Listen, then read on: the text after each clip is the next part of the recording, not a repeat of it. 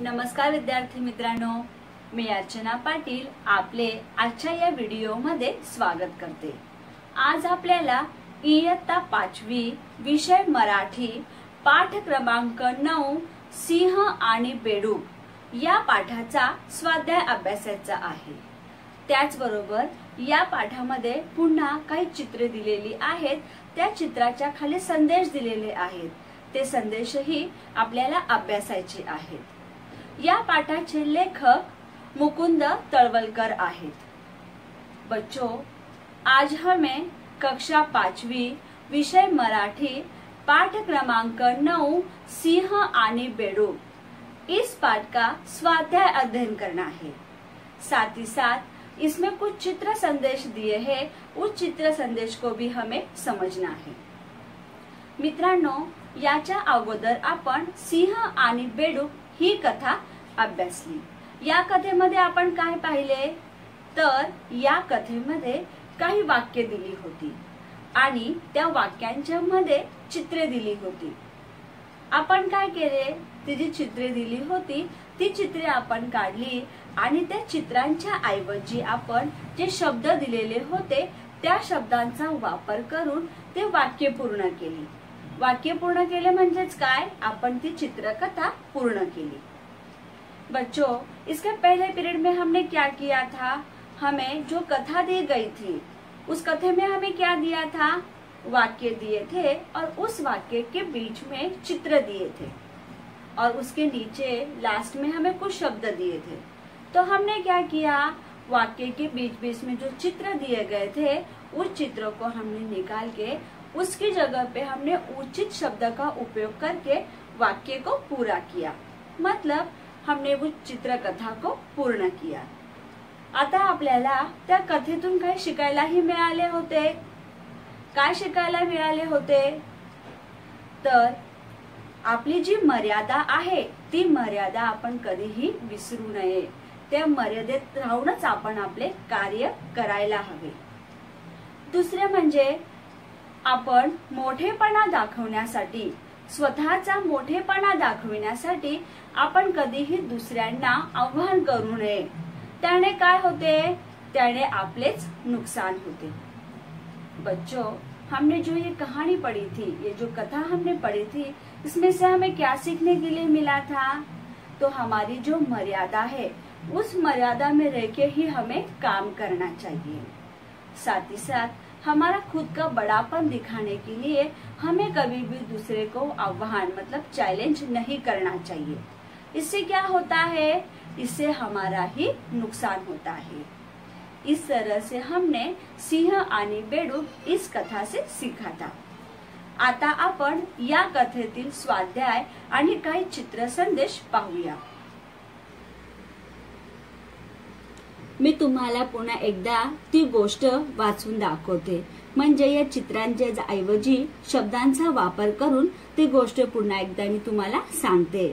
एका जंगलात एक सिंह राहायचा, त्याला त्या जंगलाचा कंटाळा आला आणि तो नव्या जंगलात राहायला गेला। एकदा सिंह मोठ्याने गरजला, त्याला त्या जंगलात अनेक प्राणी, पशु पक्षी तसेच काही बेडूकही राहत होते। त्यांनी यापूर्वी सिंहाला पाहिले नव्हते। त्यांचा बेडूक पुढारी म्हणाला, कोणीतरी मोठा आवाज काढत आहे, आता मीही मोठा आवाज काढतो। बेडकाने मोठा आवाज काढला। सिंहाला हा आवाज नवीन होता। सिंहाला वाटले, कोणीतरी आपल्याला आव्हान देत आहे, आपण सावध राहिले पाहिजे। सिंहाने आपली गर्जना थांबवली, तो शांत उभा राहिला। बेडूक मोठमोठ्याने ओरडत पुढे पुढे सरकू लागला। सिंहाने त्याला पाहिले व त्याचा आवाज ऐकला। सिंह वेगाने पुढे सरकला। सिंहाने बेडकाच्या डोक्यावर पाय दिला। बेडूक गयावया करू लागला। सिंहाने त्याला सोडून दिले। अशा प्रकारे आपण येथे चित्रांच्या ऐवजी शब्दांचा उपयोग करून ही कथा पूर्ण केली। आता आपण या कथेतील स्वाध्याय पाहूया। स्वाध्याय प्रश्न क्रमांक 1, या गोष्टीतील प्राण्यांची नावे सांगा व लिहा। इसका अर्थ होता है ये जो कहानी है, इस कहानी में जो प्राणियों के नाम आए हैं वो बताओ और लिखो। बताओ बच्चों, इस कहानी में कौन कौन से प्राणियों के नाम आए थे? कोणकोणत्या प्राण्यांची नावे आली होती? सांगा पाहू। बरोबर, सिंह व बेडूक। कौन कौन से प्राणियों के नाम आए थे? तो सिंह और बेडूक। आपला दुसरा प्रश्न आहे, सिंह व बेडूक यांमध्ये हुशार कोणते सांगा। सिंह और बेडूक ये दोनों प्राणियों में कौन सा प्राणी हुशार था? आठवते तुम्हाला? तुम्ही कथा ऐकली होती ना? सांगा पाहू। बरोबर, कोण? सिंह। सिंह और बेडूक इन दो प्राणियों में कौन सा प्राणी हुशार था? सिंह। आता प्रश्न क्रमांक 3, गोष्टीतील प्राण्यांचा आवाज कसा आहे ते माहित करून घ्या, आवाज काढून दाखवा। इसका अर्थ क्या होता है? गोष्ट मतलब कहानी, कहानी में जो प्राणियों के आवाज है वो कैसे है वो माहित करून घ्या, मतलब वो उसकी जानकारी आप ले लो। अब ऐसे आवाज निकाल के देखो। त्याच्या पुढे दिलेले आहे, खालील प्राण्यांच्या ओरडण्याला काय म्हणतात ते वाचा। मतलब नीचे हमें प्राणियों के नाम दिए हैं और उनकी जो आवाज है, उनकी जो चिल्लाने की आवाज है उसको हमें क्या करना है? वाचा, मतलब उसका वाचन करना है, उसको हमें पढ़ना है। येथे पहिले दिलेले आहे अ, वाघाची डरकाळी। यहाँ पे पहले में क्या दिया है? वाघ। वाघ मतलब क्या? टाइगर। तो उसका आवाज कैसा होता है? उसके आवाज को क्या बोला जाता है? डरकाळी। दुसरे दिलेले आहे आ, हत्तीचा। हत्तीचा आवाज कसा असतो? हत्तीच्या ओरडण्याला काय म्हणतात? चित्कार। ई, गायीचे। गायीचे मतलब गाय। गाय के आवाज को क्या बोलते हैं? हंबरणे। गायीच्या ओरडण्याला काय म्हणतात? हंबरणे। ई, बकरी।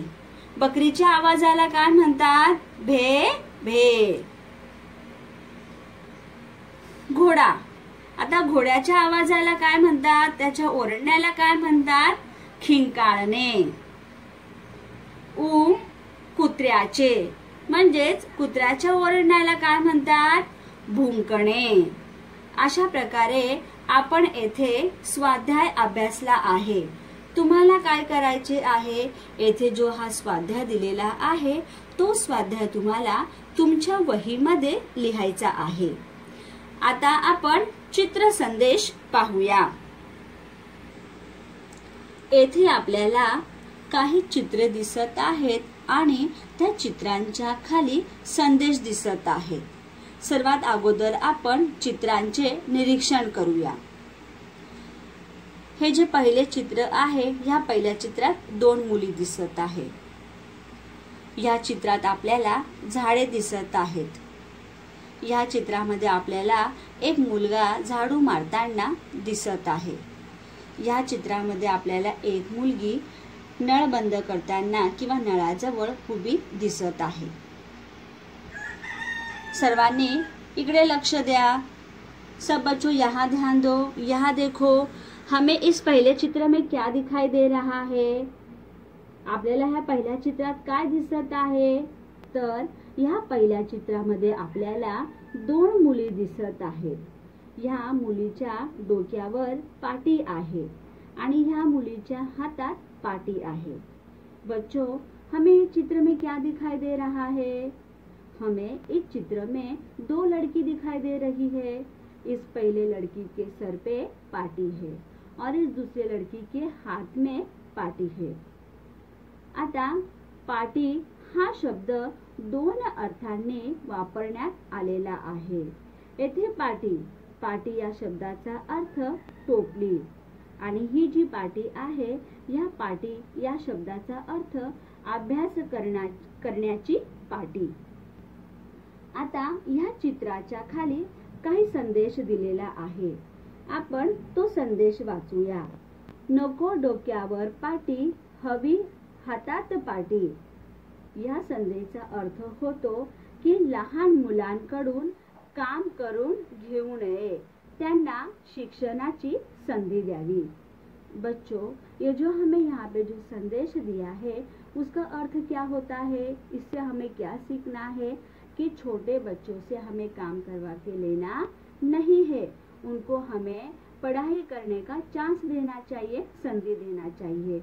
ये हमें इस चित्र से और यहाँ पे जो संदेश दिया है इससे हमें सीखने के लिए मिला है. आता आपण दुसरे चित्र पाहूया.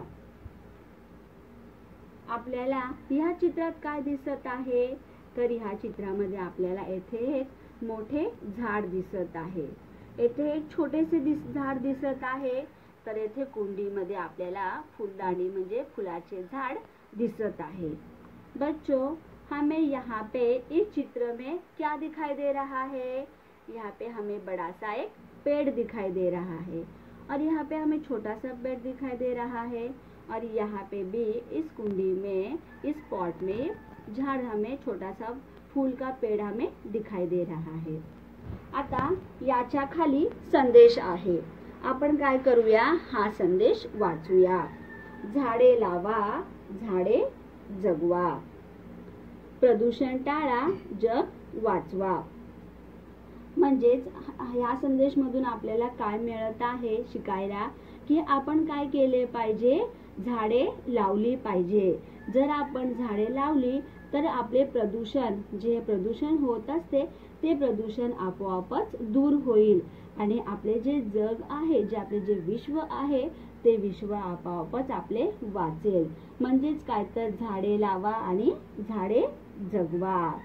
आता तुम्हाला माहिती असेल की हे झाड काय करत असते, झाडापासून आपल्याला अनेक फायदे होत असतात. झाड आपल्याला फुले देतात, फळे देतात, सावली देते.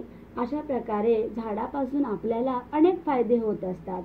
त्याचबरोबर झाड हे काय करते, तर कार्बन डायऑक्साईड शोषून घेते आणि आपल्यासाठी जे ऑक्सिजन महत्त्वाचे आहे ते ऑक्सिजन बाहेर काढते. म्हणजेच आपल्याला झाडापासून अनेक फायदे होत असतात.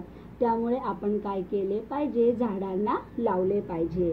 हा संदेश आपल्याला या चित्रातून मिळत आहे किंवा या संदेशमधून आपल्याला हे शिकायला मिळत आहे. आता आपण पुढचे चित्र पाहूया. या चित्रात आपल्याला काय दिसत आहे, तर एक मुलगा येथे आपल्याला स्वच्छता करताना म्हणजेच झाडू मारताना दिसत आहे. बच्चों, हमें इस चित्र में क्या दिखाई दे रहा है, एक लड़का है और वो एक लड़का क्या कर रहा है, सफाई का काम कर रहा है. उसके हाथ में हमें झाड़ू दिख रहा है. इसका अर्थ क्या होता है कि वो झाड़ू मार रहा है, मतलब सफाई कर रहा है. आता याच्या खाली आपल्याला काय संदेश दिलेला आहे, नको दंड, नको शिक्षा, स्वच्छ गाव हीच अपेक्षा. याचा अर्थ होतो की आपल्याला स्वच्छ राहिले पाहिजे. फक्त आपल्याला स्वच्छ राहणे फक्त आपणच स्वच्छ राहणे असे नव्हे, तर आपला जो परिसर आहे, आपले जे गाव आहे, आपली जी शाळा आहे, आपले जे घर आहे, त्या सर्व परिसराला आपण स्वच्छ ठेवले पाहिजे. स्वच्छतेमुळे आपले आरोग्य व्यवस्थित राहणार आहे, रोगराई पसरणार नाही आणि जर आपण स्वच्छ राहिलो तर आपण रोगांना आमंत्रणही देणार नाही. त्यामुळे आपल्याला स्वच्छ राहणे अतिशय महत्त्वाचे आहे. येथे दिलेले आहे नको दंड, नको शिक्षा. म्हणजे आपल्याला जर कोणी शिक्षा केली, कोणी दंड केले तरच आपण स्वच्छता राखू का, नाही. तर आपण स्वतःच आपण स्वच्छ राहिले पाहिजे आणि आपला जो परिसर आहे त्याला सुद्धा आपण स्वच्छ केले पाहिजे. बच्चों, हमें यहाँ पे जो संदेश दिया है उससे हमें क्या सीखने के लिए मिला है कि हमें हमेशा स्वच्छ मतलब साफ रहना चाहिए. हमें खुद को भी साफ रहना चाहिए और जो हमारा आसपास का जो परिसर है उसे भी हमें स्वच्छ रखना चाहिए. अगर हम खुद ही स्वच्छ रहेंगे तो हमें कोई भी बीमारी नहीं होगी, हम निरोगी रहेंगे. और हमारा जो आसपास का परिसर है उसे भी हमें, मतलब आसपास का परिसर मतलब कौन कौन सा, जैसे हमारा विद्यालय हो गया, हमारा घर हो गया, जहाँ हम रहते हैं वो परिसर हो गया, उसे भी हमें स्वच्छ रखना चाहिए। उसके लिए हमें कोई दंड, मतलब कोई पनिशमेंट नहीं मिलना चाहिए, मतलब हमें बिना पनिशमेंट के ही हमारा घर, हमारा विद्यालय और अपने आप को ही स्वच्छ रखना है। ये हमें इस चित्र से और इस संदेश से शिकणे मिला आहे। आता आपण पुढचे चित्र पाहूया। आता आपल्याला पुढच्या चित्रामध्ये काय दिसत आहे, येथे ह्या मुलीने हा नळ बंद केलेला दिसत आहे। बच्चों, हमें इस चित्र से क्या सीखने मिल रहा है, ये जो लड़की है, ये लड़की ने क्या किया है, जो पानी का नल है उसे उसने बंद किया है। आता याच्या खाली संदेश दिलेला आहे, आपण काय करूया, या संदेशाचे वाचन करूया। जपून वापर पाण्याचा, आधार असे हा जगण्याचा। याचा अर्थ काय होतो, तर पाणी हे आपल्यासाठी अतिशय महत्त्वाचे आहे। जसे आपल्यासाठी झाड महत्त्वाचे आहे, झाडापासून आपल्याला अनेक फायदे होत असतात, तशाच प्रकारे पूर्ण सजीव सृष्टीला जिवंत राहण्यासाठी पाणी हे अतिशय महत्त्वाचे आहे। आपण पाण्याशिवाय कोणतेच काम करू शकत नाही। शेतकरी तर पाण्याशिवाय शेती करूच शकत नाही, म्हणून पाणी हे आपले जगण्याचा आधार आहे। म्हणून आपण पाण्याचा जपून वापर केला पाहिजे, हे आपल्याला या संदेशमधून शिकायला मिळत आहे। बच्चों, जैसे आप जानते ही हो, जल ही जीवन है। बिना पानी के हम जीवित रह नहीं सकते हैं। अगर हमें जीवन जीना है तो हमें उसके लिए पानी की आवश्यकता है। अगर किसान भी खेती करता है तो वो बिना पानी के खेती कर ही नहीं सकता है। इसका मतलब कि हमें पानी आवश्यक है, इसलिए हमें क्या करना चाहिए, पानी का वापर संभाल के यूज़ करना चाहिए। पानी को ठीक तरह से, जितना हमें पानी की आवश्यकता है उतना ही पानी का हमें यूज़ करना चाहिए, वापर करना चाहिए। ये हमें ये चौथे चित्र से और संदेश से हमें सीखने मिला है। बच्चों, हमने इसमें जो सीखा है, हमने इसमें क्या क्या सीखा है कि हमें बचपन से ही पढ़ाई करना चाहिए, हमें पेड़ लगाना चाहिए और खुद को भी स्वच्छ रखना है, हमारे परिसर को भी स्वच्छ रखना है, और साथ ही साथ पानी का उपयोग भी सही से करना है। जितना पानी की आवश्यकता है उतना ही पानी का हमें उपयोग करना चाहिए। ये हमने ये चित्र के माध्यम से सीखा है। येथे आपल्याला काय दिलेले आहे, वाचा, लक्षात ठेवा, पढ़ो और उसे ध्यान में रखो। वरील संदेशात पाटी हा शब्द दोन अर्थांनी आला है। ये हमने जाना है कि ऊपर पहले चित्र में पाटी शब्द का दो अर्थ दिया गया है। पहला कौन सा, पाटी टोपली। देखो इसके सर पे जो पाटी है उसका अर्थ है टोपली। आणि दूसरा कोणता, ज्यावर लिहिली जाते ती, मतलब ये जिस पे लिखा जाता है वो पाटी। इस तरह से पाटी इस शब्द का यहाँ पे दो अर्थ था जो हमने समझा है और पढ़ा है। येथे पुढे संदेश दिलेला आहे, मुला मुलींच्या डोक्यावर पाटी नको, हातात पाटी द्या म्हणजे मुला मुलींना शिकवा। ये भी हमने पढ़ा है, संदेश को भी हमने समझा है कि मुला मुलींच्या डोक्यावर पाटी नको। जैसे इसके सर पे पाटी है, मतलब ये काम कर रही है, तो इसके सर पे हमें पाटी देना नहीं, मतलब बचपन में हमें बच्चों से काम करवा के नहीं लेना है, तो उनके हाथ में ऐसे लिखने वाली पाटी देना है, मतलब हमें बच्चों को पढ़ाना है। ये हमने इस चित्र के माध्यम से समझा है, ये संदेश को हमने जाना है। तो बच्चों, हमें सिर्फ इस संदेश को पढ़ना नहीं है, तर त्यांना आपल्या जीवनामध्ये आपल्याला आणायचे आहे, तसे आपल्याला आचरण करायचे आहे। आपल्याला झाडेही लावायची आहेत, झाडांनाही वाचवायचे आहेत, पाण्याचाही वापर व्यवस्थित करायचा आहे आणि स्वतःही स्वच्छ राहायचे आहे आणि आपल्या परिसराला सुद्धा स्वच्छ राहायचे आहे आणि अभ्यास करायचा आहे। अशा प्रकारे आपण हा पाठ अभ्यासला आहे। आपण सिंह आणि बेडूक या पाठामध्ये जो स्वाध्याय अभ्यासलेला आहे तो स्वाध्याय तुम्हाला तुमच्या वहीमध्ये लिहायचा आहे। आणि त्याचबरोबर आपण जे चित्र संदेश अभ्यासले चित्राच्या खाली जे संदेश होते ते संदेश सुद्धा तुम्हाला लिहायचे आहेत। बच्चों, इस तरह से हमने क्या किया है, सिंह आणि बेडूक इस पाठ का स्वाध्याय किया है। आपको क्या करना है, जो स्वाध्याय हमने देखा है, जो स्वाध्याय हमने समझा है, उसको आप लोगों को अपनी बुक में लिखना है। साथ ही साथ चित्र संदेश में चित्र के नीचे जो संदेश दिया गया था उस संदेश को भी आपको लिखना है।